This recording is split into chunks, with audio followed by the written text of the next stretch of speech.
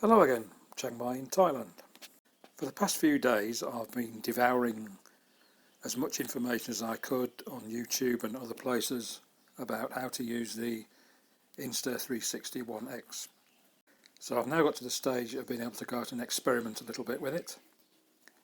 And I've put together a few moves you can use the Insta360 One X for, none of which are original ideas of mine, they're things I've picked up from various places.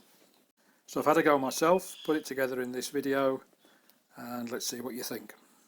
Also, I had a bit of an experiment by attaching the Insta360 to a chest harness while I was on my bike, and there's some footage at the end that's taken from the bike, which actually came out a lot better than I thought it might do.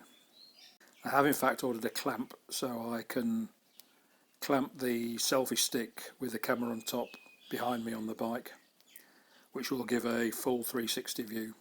Obviously having it on the chest means that you can't really look backwards, you can only look sideways and to the front. So hopefully that will arrive in a week or so and we can have a go with that.